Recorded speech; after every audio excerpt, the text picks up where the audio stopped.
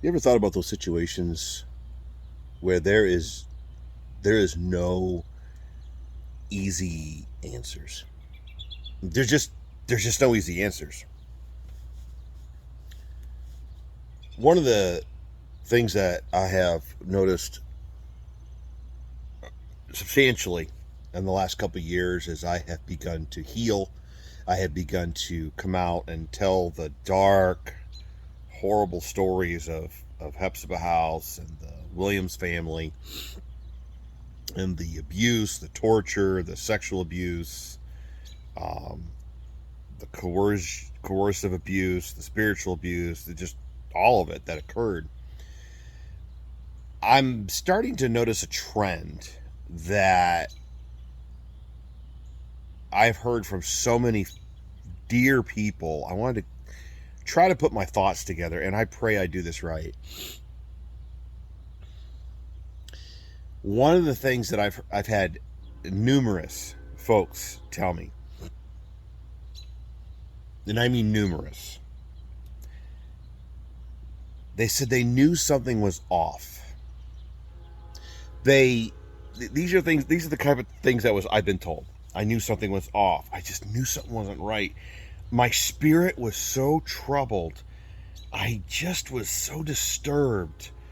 Um it looked too picture perfect.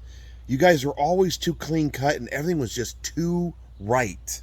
And I could just keep going on and on. And I've heard it. I've heard probably a couple hundred different variations.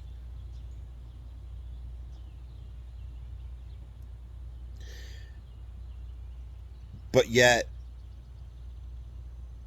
my parents mastered the art of manipulation, deception, outright lies, but mostly partial truth.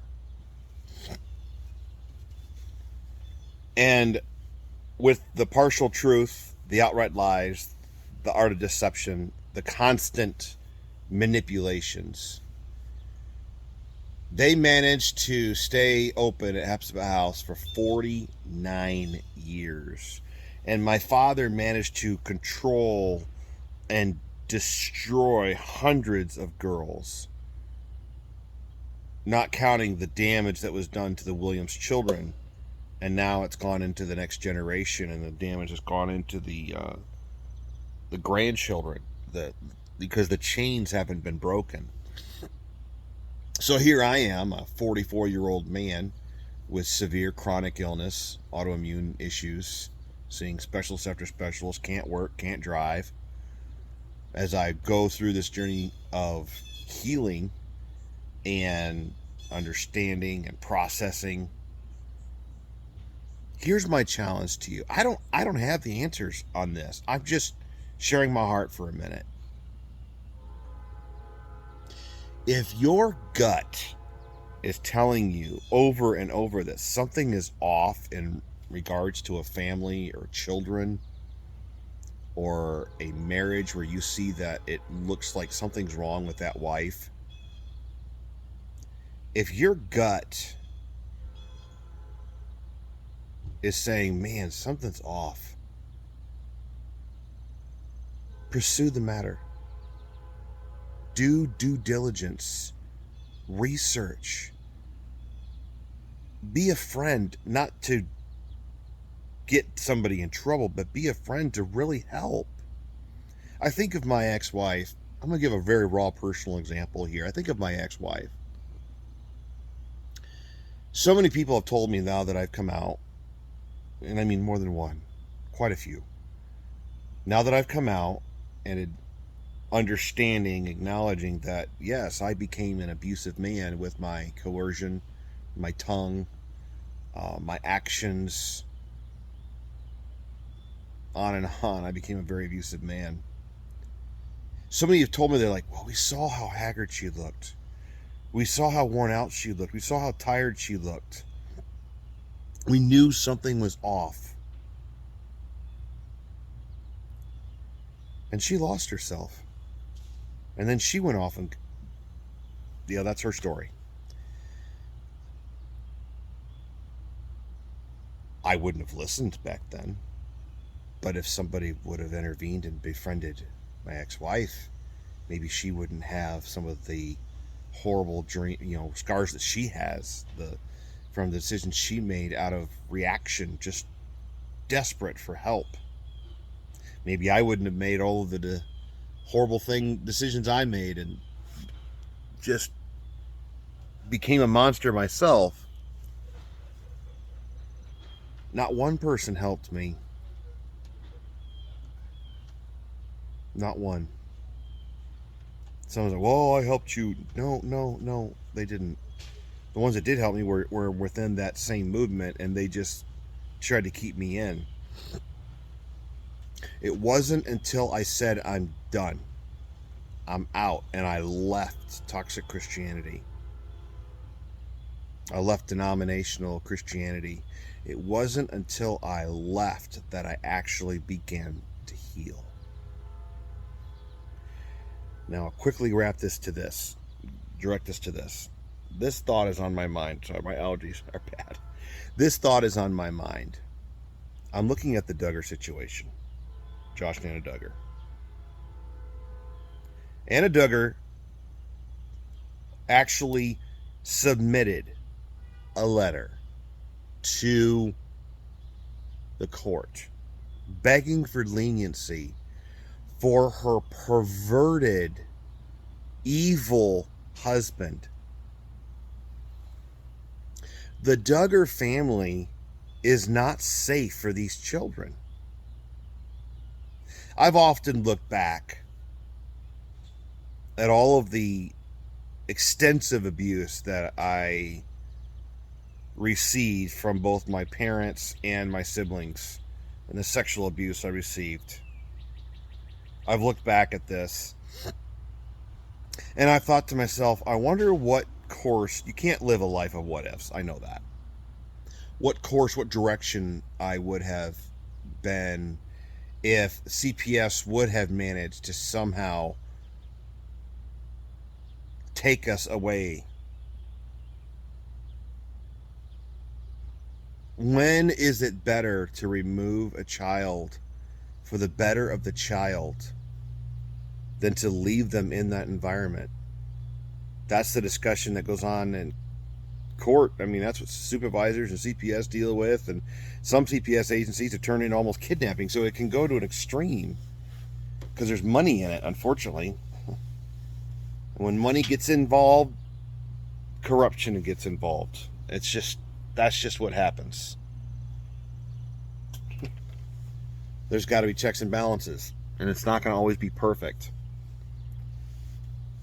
I guess what I'm trying to say with all this is, if you see something, if your gut is telling you something's really, really off, get involved. Be a friend. Be an influence. Actually be a real friend. Help that family. Maybe an influence from an outside source could be a help. I just found out last night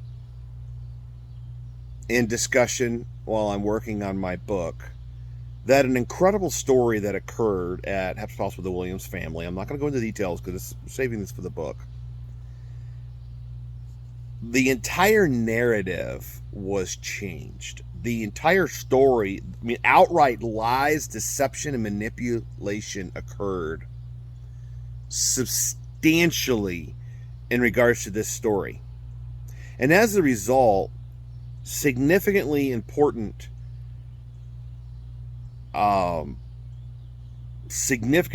details were left out, and a new narrative was created by my parents, and everybody believed it. And I'm just realizing in the last 24 hours the depth of how I did not even know, I didn't grasp this story. I was just telling the story,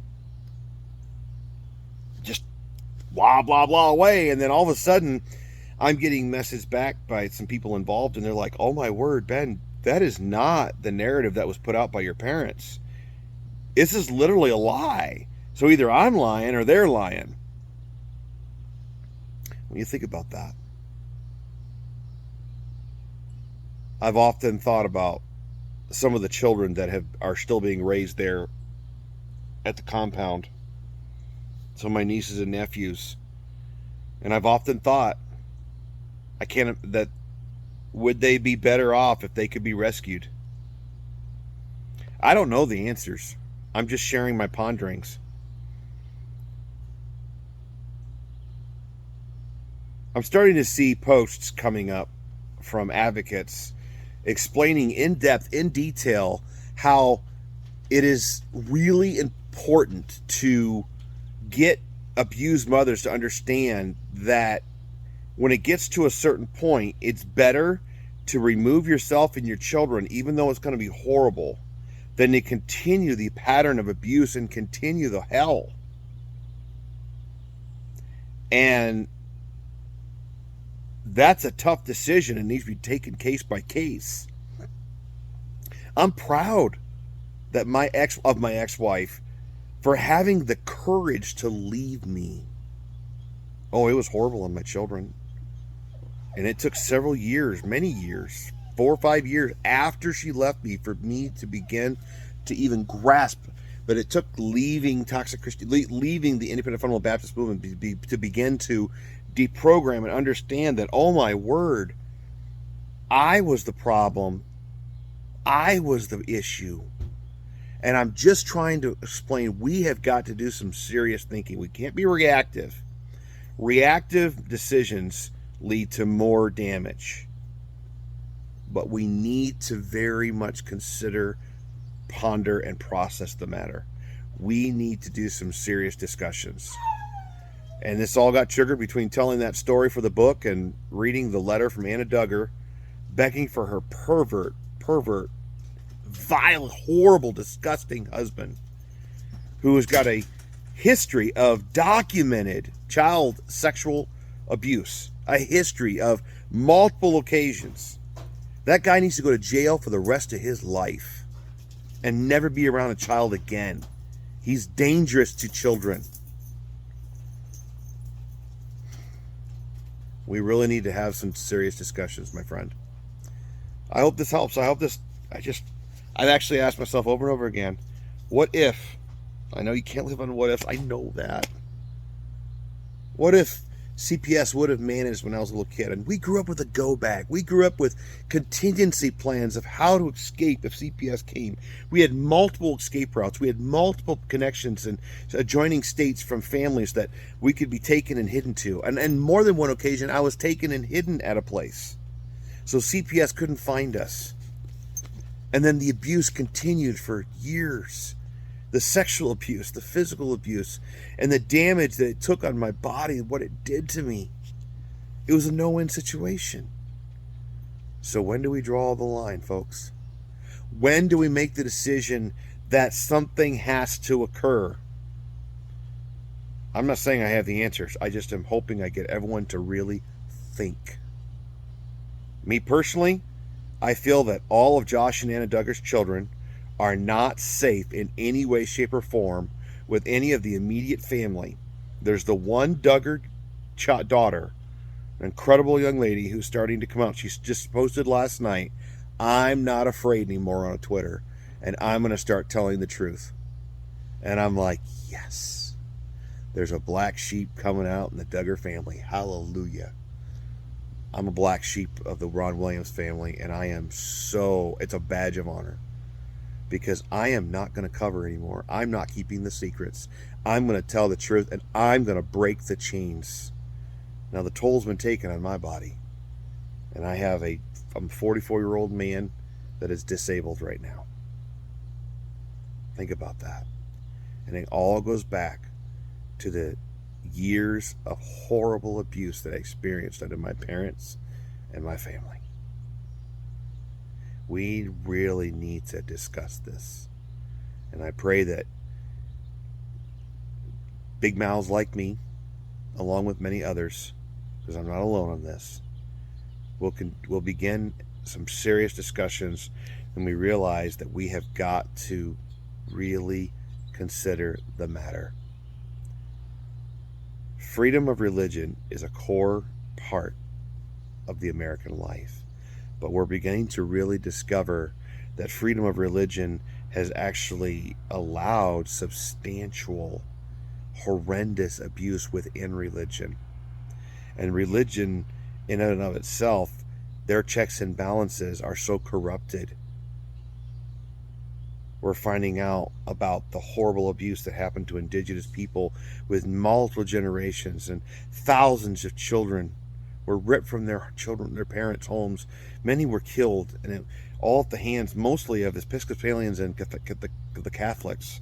And now we're discovering in the last 50 years that this was going on with the Seventh-day Adventist, with the Independent Fundamental Baptists, and other groups. We got to wake up, folks, before the pendulum swings to the other direction and we end up with another extreme. Much to ponder. I'm Ben Williams, and I'm constantly thinking. Have a good day, y'all.